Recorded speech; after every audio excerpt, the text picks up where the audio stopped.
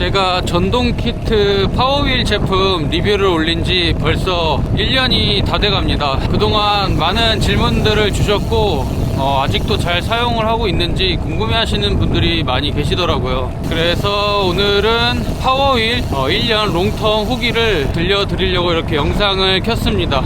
일단 결론만 말씀드리면 아직까지도 정말 잘 사용을 하고 있습니다. 겨울에는 추워서 이렇게 잘 사용을 못하다가 최근에 또 날씨가 많이 좋아져서 계속 사용을 하고 있는데 아직까지도 뭐 배터리 소모가 빠르다거나 그런 느낌은 전혀 없고요. 그리고 최근에는 피카부스트2 제품하고 많이 비교를 하실 텐데 피카부스트2 제품 역시 제가 리뷰를 올려드렸죠. 물론 가격대가 비싼 만큼 확실히 피카부스트2의 성능이 좋긴 좋습니다. 제품의 퀄리티도 훨씬 더 좋고요. 성능 면에서는 뭐 두말할 것도 없이 피카부스트2의 압승입니다. 하지만 제가 아직도 이 파워휠 제품을 사용하고 있는 이유가 있습니다. 일단 이 파워휠 제품의 가장 큰 장점이라고 하면 탈부착이 정말 간단하고 무게가 2kg 밖에 나가지 않기 때문에 정말 가볍습니다. 그래서 이상하게 손이 더 많이 가는 그런 제품인 것 같고요. 전기 자전거처럼 팍팍 밀어주는 그런 느낌은 피카부스트2 제품이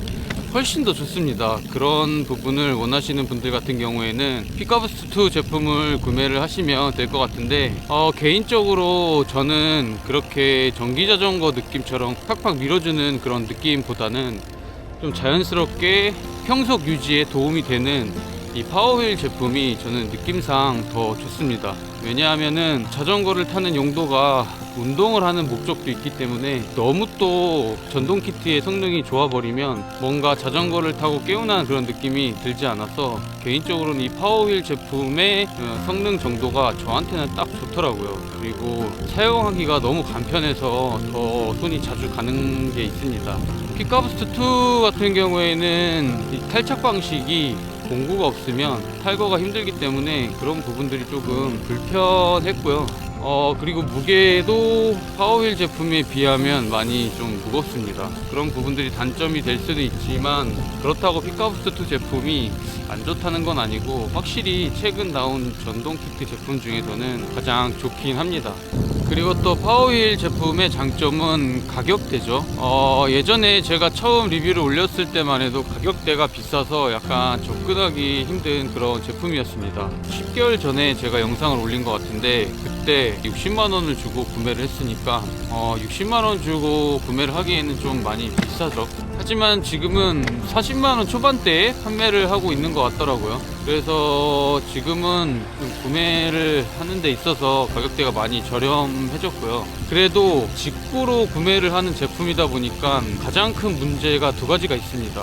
관부가세를 내야 한다는 비용적인 부담이 있고요. 그리고 가장 큰 단점인 AS 문제가 있습니다. 그래서 많은 분들이 그런 부분들을 걱정을 많이 하더라고요. 예전에 리뷰를 올리고 여러 많은 분들한테 질문을 많이 받았었는데 최근에는 스페인에 사시는 분한테 메일이 왔습니다. 이 파워휠 제품을 구매를 하고 싶은데 자세하게 설명을 해달라고 이렇게 메일이 왔었는데 제가 그 메일을 보면서 이제 파워휠 제품이 많은 분들이 정말 관심을 많이 갖고 있구나 라는 그런 생각을 했습니다.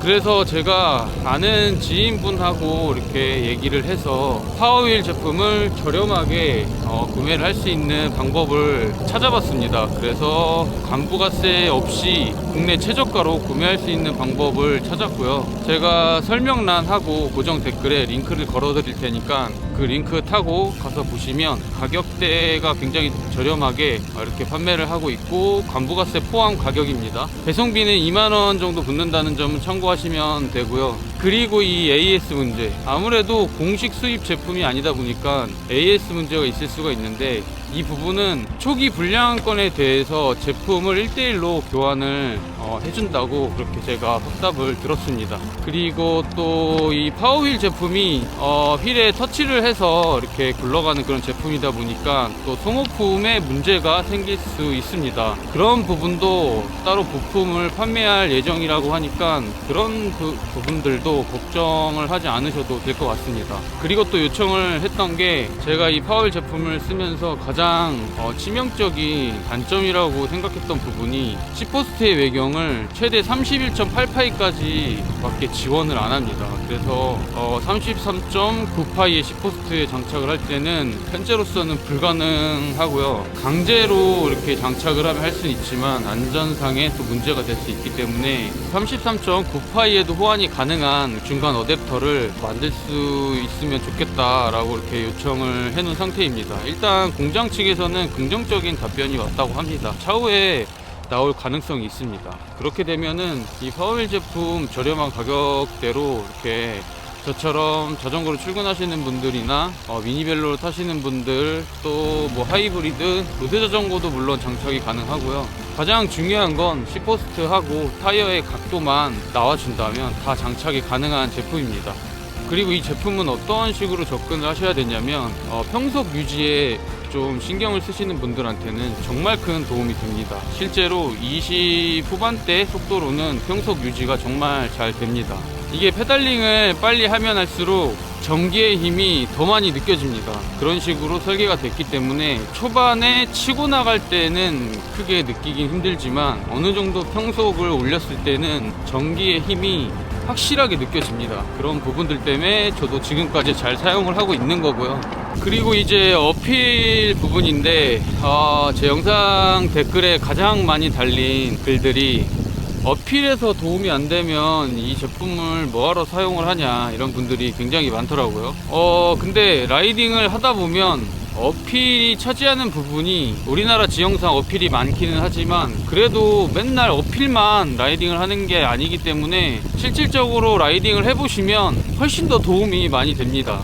그렇다고 어필에서 아예 1도 도움이 안 되는 건 아닙니다. 제가 어필에서 큰 도움이 안 된다고 말씀드린 건 전기 자전거처럼 그런 느낌을 기대하고 제품을 구매를 하신다면 확실하게 실망을 하실 거라고 생각을 해서 제가 어필에서는 크게 도움이 안 된다고 한 거고요. 하지만 일반적인 그런 어필에서 어느 정도 속도로 올라갔을 때는 확실하게 도움을 줍니다. 이 부분은 제가 어떻게 말씀을 드려야 될지 모르겠지만 가만히 서 있는데 이 제품의 힘으로만 올라갈 정도는 절대 안 됩니다. 그런 식으로 접근을 하시면 안 되고 어필에 올라가기 전에 어느 정도 페달링이 돼서 어느 정도 속도 유지가 되는 상태에서 어필에 올라가신다면 이 파워휠 제품을 끄고 올라가 보시면 확실하게 느끼실 수가 있습니다. 어필에서의 도움이 아예 안 되는 건 아니다. 이 정도만 알고 계시면 될 것 같고요. 그리고 전체적인 무게나 크기가 생각보다 크지 않기 때문에 저처럼 16인치 미니벨로에 장착을 해도 겉으로 보여지는 이질감이 전혀 없습니다. 오히려 너무 잘 어울려서 저번에 어떤 분이 지나가다가 이거 후미등이냐 라고 물어보시는 분도 계셨습니다. 물론 후미등 역할을 하려고 이렇게 큰 제품을 달지는 않겠죠. 하지만 그만큼 전체적인 이질감이 크지 않아서 후미등 기능으로만 사용하시는 줄 알고 그런 질문도 제가 받았었습니다. 그만큼 좀 디자인이 괜찮게 나온 제품입니다. 피크아부스트2 제품하고 외형을 비교했을 때는 피크아부스트2 제품은 둥글둥글한 느낌이라고 하면 이 제품은 뭔가 좀 날렵하게 직각의 형태를 띠고 있기 때문에 개인적으로 외관만 놓고 본다면 파워휠 제품이 더 이쁘긴 합니다. 자전거에 이렇게 달아놓고 비교를 해봐도 훨씬 더 좀 날렵한 그런 느낌이라서 외형적인 부분은 조금 더 낫지 않나 그런 개인적인 생각이고요. 그리고 또 이게 단점이라고 하면 단점이고 장점이라고 하면 장점이라고 할 수 있는 게 파워휠 제품에는 부가적인 기능들이 그렇게 많지가 않습니다. 피크아부스트처럼 뭐 리모컨으로 이렇게 조정할 수 있는 그런 부분들도 있는데 그리고 또 자체 충전 기능도 있죠. 물론 충전 기능이 뭐 엄청 빨리 되는 그런 충전 기능은 아니지만 파워휠 제품 같은 경우에는 뭐 크게 리모컨으로 조정한다는 이런 부분도 없고 그냥 달고 라이딩만 하시면 됩니다. 그렇기 때문에 제가 피크아부스트2 제품하고 이렇게 번갈아 가면서 사용을 해봤을 때 뭔가 피크아부스트2 제품의 기능을 사용하기 위해서 이렇게 자주 조작을 하지만 파워휠 제품은 오히려 그런 기능들이 없어서 그냥 달고 라이딩만 편하게 하시면 됩니다. 그런 부분들 때문에 오히려 더 이렇게 손이 가는 것 같더라고요. 피크아부스트2 제품 같은 경우에는 제대로 사용을 하려면 리모컨을 핸들바에 이렇게 장착을 해야 되는데 그 핸들바에 장착을 할 때도 센서를 고정하는 게 조금 난감합니다. 그 접착력이 많이 떨어져서 라이딩 중에 떨어질 수도 있어서 저는 이제 고무줄을 감아서 그렇게 장착을 하고 다니는데, 파워휠 제품 같은 경우에는 그런 부분이 전혀 없습니다. 정말 간편하게 사용을 할 수 있습니다. 그런 부분들이 진짜 장점이라고 할 수 있습니다.